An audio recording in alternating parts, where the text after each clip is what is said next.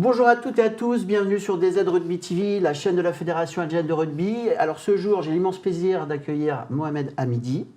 Alors on n'est pas dans le monde du sport, on est dans le monde du cinéma et on va être un peu en décalage des interviews traditionnelles que j'ai l'honneur d'effectuer. Non pas avec un sportif, mais donc, comme je le disais, avec un réalisateur, grand réalisateur. T'en es pas sûr, que je sois pas sportif. Je sais. Ouais, musicien, je sais. Non, c'est vrai que je suis pas rugbyman, en tout cas, c'est sûr, je suis pas rugbyman, mais voilà, j'ai plutôt fait du foot, moi. Tu touches le rugby, en tout cas. Ouais, voilà. Donc, Mohamed Hamidi, je vais rappeler ton parcours. Hein. Donc, faut savoir que tu es la double nationalité, franco-algérienne. Tu es agrégé d'économie, prof d'économie aussi. Mais bien sûr, très connu en tant que réalisateur, notamment comme les films en 2013, Né quelque part, 2016, La Vache, 2019, Jusqu'ici, tout va bien, et 2020, Une belle équipe. Et je crois qu'il y a un autre tournage de prévu. Il y a un autre film qui arrive, qui s'appelle Citoyen d'honneur, qui raconte justement l'histoire d'un personnage qui retourne en Algérie, qui est un film avec Kad Merad et Fadza Bouyamed. Ouais, c'est mon prochain film qui sortira en 2022. 2022, voilà. Avant juillet 2022 ? Non, juste après. Juste après. Il y a des chances que ça sorte après. Alors, et notamment, tu as cité Kad Merad, et puis tu as de nombreux acteurs qui vont jouer, et actrices qui ont joué dans tes films, on peut les citer quelques-uns, comme Jamel Debbouze, bien sûr, je crois Lambert Wilson aussi. Malik Bentala, Gilles Lelouch. Gilles Lelouch, Jusqu'ici, tout va bien, notamment. Exactement, Sabrina Ouazani. Une Algérienne. Absolument. Et puis alors, bien sûr, des prix, notamment au Festival du film de comédie de l'Alpe d'Huez. C'est vrai, 2 fois. Prix du public. Qui est avec La Vache, effectivement. Ouais. 3 prix avec La Vache, ouais, et puis avec Jusqu'ici tout va bien aussi, un prix du public. Ouais.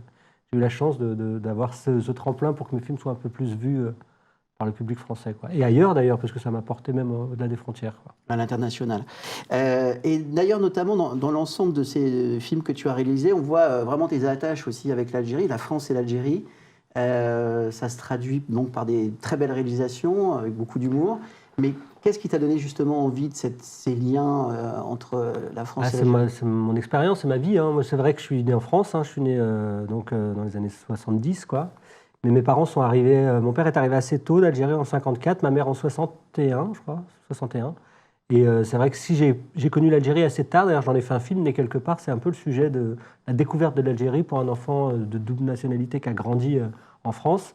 Et j'ai eu ce questionnement-là, moi, quand j'ai commencé à avoir 24, 25 ans, de me dire, à l'époque j'étais prof, de me dire, ok, mes parents viennent d'Algérie, moi je suis né en France, on m'a parlé arabe, c'est un pays que je connaissais très peu, j'y étais allé une fois très petit, j'avais de vagues souvenirs, et j'ai eu envie de connaître. Tout simplement, je voyais mes parents vieillir, et je me disais, si je ne vais pas maintenant avec eux en Algérie, s'ils ne me racontent pas un peu d'où ils viennent, voilà, comment ils ont grandi, dans quel univers. En plus, moi je viens d'un milieu hyper rural, de l'ouest algérien, montagnes, et puis ensuite ils sont descendus pour travailler chez les colons, quoi. Et du coup, je voulais connaître ça, mais je voulais que ce soit mes parents qui me l'expliquent, quoi.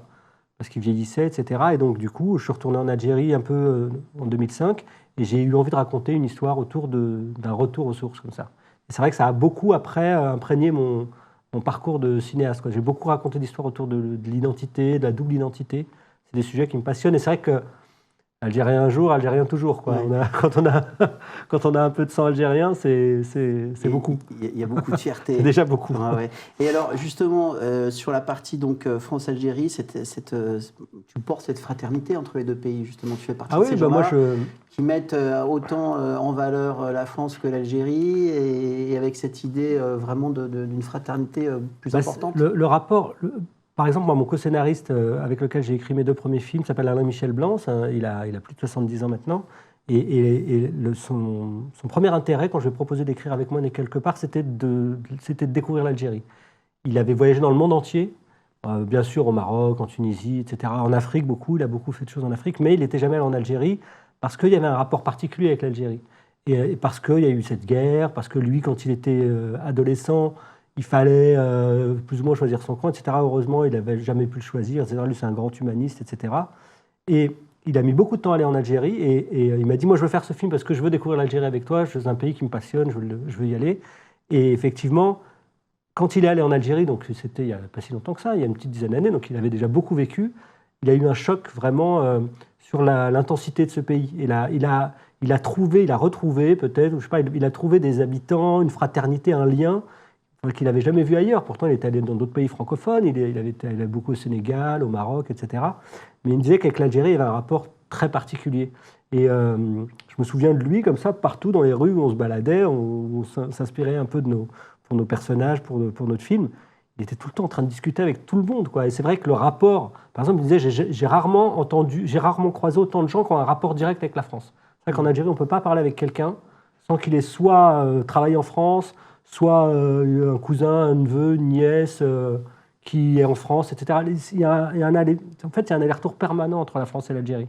Et c'est ce que je raconte un peu dans mon premier film. Les mecs regardent les JT français, ils regardent l'équipe du dimanche, ils sont plus au courant des résultats des équipes de foot françaises que des équipes algériennes, quoi. Donc non, il y a des ponts permanents, quoi.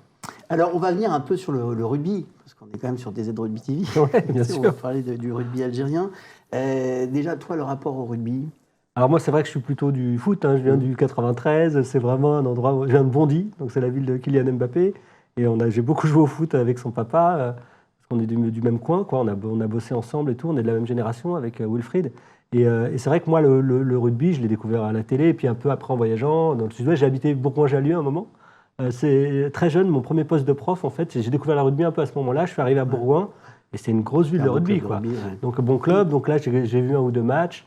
Après, j'ai enseigné longtemps à Bobigny, qui est une ville qui n'est pas si mauvaise en rugby, d'après ce que j'ai cru comprendre. Oui, absolument. Et il y avait pas mal de mes élèves déjà qui faisaient du rugby. Mais c'est vrai que c'est un sport que je regarde aux grandes occasions, que j'aime bien. Et c'est surtout les valeurs, moi, qui m'intéressent du rugby. À un moment, je trouve que là, ça va un peu mieux. Enfin, on ne peut pas dire ça, mais à un moment où le foot devenait vraiment un truc de business et un peu de mauvais esprit, voilà, c'est l'époque de la Coupe du Monde en Afrique du Sud, les joueurs de foot venaient un peu malsains. Je trouve que le rugby, à ce moment-là, faisait du bien parce qu'il portait d'autres valeurs, quoi, qui étaient plus sportives, solidaires, fraternelles. Et c'est ça que j'aime bien dans le rugby, moi, c'est le côté équipe, famille, quoi. Les valeurs, des respects, respect avec l'arbitrage, respect de l'adversaire, ouais, voilà. C'est le combat, l'abnégation. Ouais, et puis jamais violent. Il y a un grand, voilà, le fair play, c'est vraiment une valeur centrale au rugby. C'est ça que j'aime bien. Il n'y a pas de comédie au rugby, quoi. Je n'ai jamais vu de simulation au rugby. Enfin, j'ai pas, dans le peu de matchs que je vois, tu vois pas le mec qui tombe alors qu'on lui a rien fait. Exactement. Dans un match de foot, tu le vois plusieurs fois. Donc c'est ce genre de choses, c'est vrai, quoi. On joue, on essaie d'aller marquer en face, mais on ne se raconte pas d'histoire, quoi. On s'affronte et puis voilà, que le meilleur gagne, quoi. Et alors, ces valeurs que tu viens de décrire au niveau du rugby, c'est aussi les valeurs du 15 algérien. C'est ce que j'ai découvert, à vrai dire. Qui est une jeune Mohamed fédération, puisqu'elle est née en 2015, comme je t'expliquais tout à l'heure. Enfin, ouais, c'est vrai. C'est vrai, mais... Qu'est-ce que ça te moi, j'ai été hyper touché par ce sujet-là qui s'appelait DZ, certifié DZ, je crois, sur l'équipe de rugby. Sur l'équipe de rugby dans l'intérieur sport de nos confrères Canal+. Voilà, et j'ai été hyper touché par ce reportage. J'ai été scotché devant avec mes enfants, d'ailleurs. Je leur ai dit, venez, les enfants, il y a des rugby en Algérie, on a regardé ça. Et effectivement, j'ai été surpris déjà de connaître cette histoire, parce que je ne savais pas spécialement qu'il y avait cet engouement. Du coup, je me suis un peu renseigné sur l'équipe d'Algérie, sur son existence. J'ai vu qu'effectivement, c'est une fédération très jeune, que voilà, 2015, c'est tout neuf, quoi, que ça avait démarré un peu avant, mais que le rugby avait été complètement... avait rayé de la carte algérienne et qui revenait depuis 5-6 ans. Et surtout, ce qui m'a plu, moi, c'est de voir le moral, le mental et l'envie des joueurs, quoi. J'ai trouvé super ces types qui venaient un peu de toute la France, alors beaucoup de binationaux, et qui n'avaient qu'une seule envie, c'était de défendre le drapeau algérien, mais en même temps, avec à la fois un côté nationaliste, mais on sait bien qu'ils vivent en France, qu'ils ont leur carrière en France. Donc il y a un côté intéressant d'un sport très français, même si on sait que c'est anglo-saxon, mais c'est un sport très français, qu'on va porter comme ça, qu'on va ressoutenir vers le pays qu'on est, où on est attaché, quoi, ouais, on est attaché. Sport très très anglo-saxon, mais en tout cas, ce qui est bien avec la sélection algérienne, c'est que ça va donner, et on voit dans leur jeu, avec cette abnégation, cette fraternité, cette solidarité entre les joueurs, cette envie de bien faire, un nouveau style de jeu qui va être, comme avec la France, qui va être complémentaire du jeu. Ouais, c'est vrai, parce que c'est vrai que le rugby africain, pour le moment, c'est l'Afrique du Sud, quoi. Et l'Afrique du Sud, c'est un jeu qui est assez semblable à tous les autres, en fait, des grandes nations de rugby, quoi. C'est-à-dire les Anglais, Pays de Galles, etc. Ouais. Alors que c'est vrai que là, on a l'impression que ça peut peut-être innover et apporter des choses. Je ne sais pas ce que ça va donner dans le temps, mais c'est vrai qu'associer un peu plus de pays, notamment des pays d'Afrique et l'Algérie, à des sports aussi importants, c'est hyper intéressant, quoi.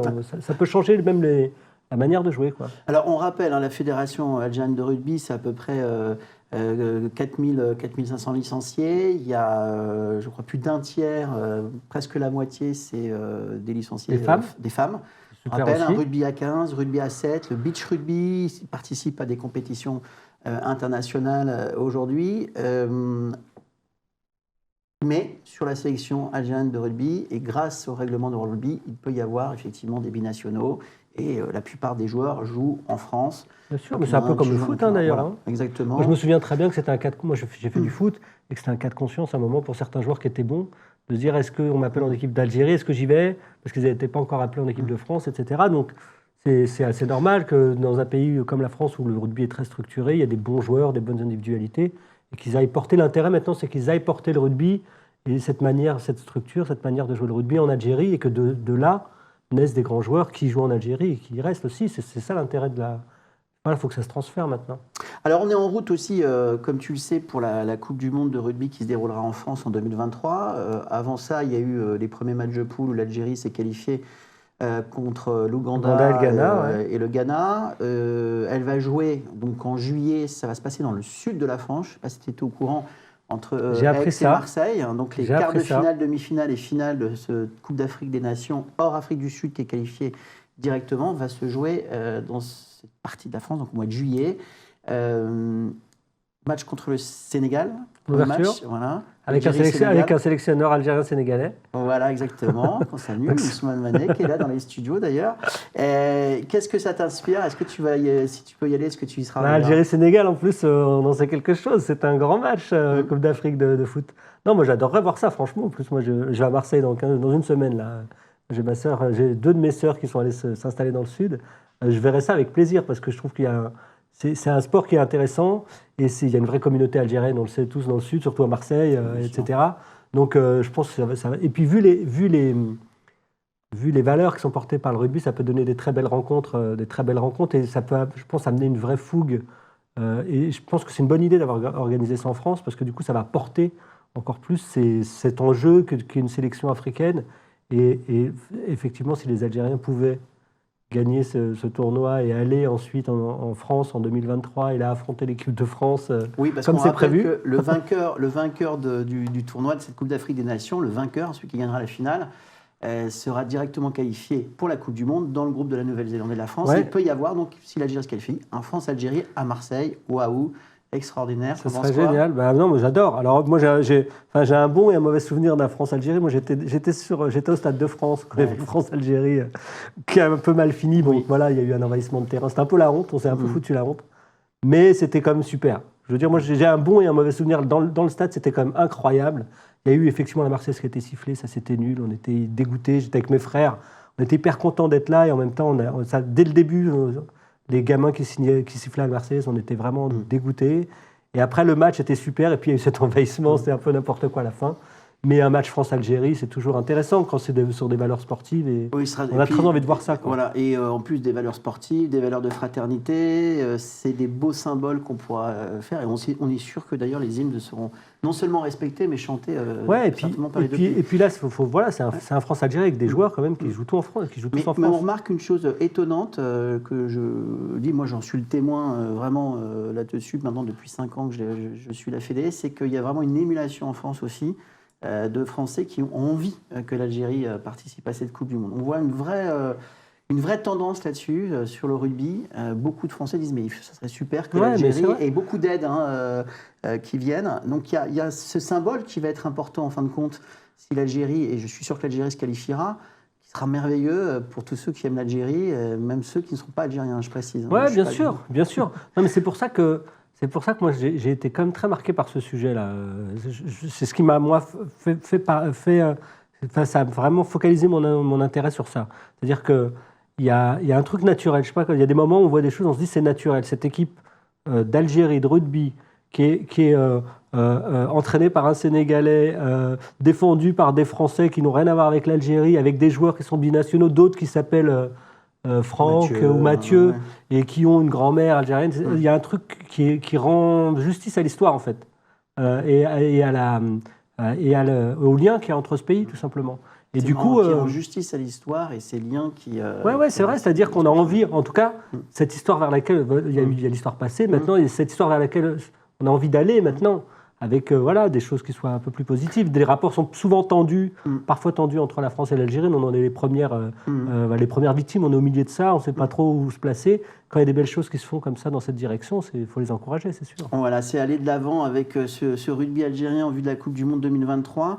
Est-ce que justement les gens connus comme toi, les artistes, réalisateurs, monde du cinéma, monde de la musique, peuvent aussi, comme tu le fais là, merci, parce que c'est un témoignage je suis le d'amour premier, et de respect. Je suis le premier, j'en amènerai plein d'autres. Et t'es le premier, absolument. Et c'est un message d'amour, en fin de compte, pour la Fédé algérienne de rugby et de soutien qui est important, surtout en ce moment où il y a encore beaucoup de choses à faire. Il faut être qualifié, on l'a dit, pour le mois de juillet.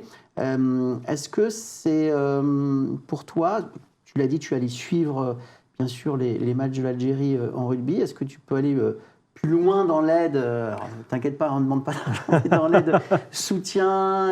Non, mais en tout cas, il y a un vrai. Non, mais voilà, c'est-à-dire que tu vois, tout de suite, en parlant tout à l'heure, je me disais qu'effectivement, je pense que moi j'ai découvert ça avec ce sujet un peu au hasard. Et je pense qu'il faut faire. C'est tellement. C'est vivifiant, quoi. Il y a un truc qui est galvanisant dans cette équipe. En plus, on les voit vraiment se préparer en France, aller en Afrique, là, en Ouganda, je crois, hein, c'est ça? Oui, ils sont en Ouganda. En Ouganda, ils perdent contre le Ghana, ils gagnent le deuxième match contre l'Ouganda. Dans des conditions dantesques, ouais, parce qu'il y avait la Covid, compliqué, machin. Et l'Ouganda était fermé, hein. Ils ont été là-bas. Ouais, voilà, exactement. Extrêmement complexe. On voit que c'est complexe, que les mecs ils se marrent, parce qu'ils, en gros, si tu veux, on voit que pour l'instant, la Fédé a des petits moyens, et que les mecs sont pas... Ce qui est intéressant, c'est qu'ils sont là pour le cœur, quoi. Ils sont là pour les vraies raisons sportives. C'est pas le fric, on n'est pas là pour sa carrière, on est là juste pour défendre des couleurs. Et c'est très bien représenté ça dans le doc. Et on voit vraiment que les types se battent, quoi, se battent. Alors j'ai l'impression que c'est une équipe qui est très forte, avec des individualités très fortes. Ce qu'on remarque quand même dans le sujet, c'est qu'effectivement, ils n'ont pas encore eu suffisamment de moments ensemble pour créer une vraie force d'équipe et pour avoir des actions collectives qui soient suffisamment rodées. Mais on est sûr que s'ils préparent bien cette coupe-là qui aura lieu l'été prochain, ils peuvent vraiment réussir à se qualifier, quoi. Oui, non, mais c'est vrai que ça manque de moyens encore financiers. Ouais. Tout ça, ça va se faire au fur et à mesure. Il ne faut pas oublier qu'ils représentent aussi l'ensemble des Algériennes et des Algériens en Algérie. On rappelle qu'il y a des clubs de rugby comme Oran, Alger, etc. Il y a des licenciés, et puis il y a surtout des cadres là-bas, des présidents de clubs, du staff qui font qu'il y ait une organisation avec un championnat algérien de rugby qui se fait plutôt par des tournois, la participation à des compétitions internationales. Donc c'est une représentation aussi, une vitrine de ce qui se passe dans le rugby algérien, qu'on espère aller plus loin.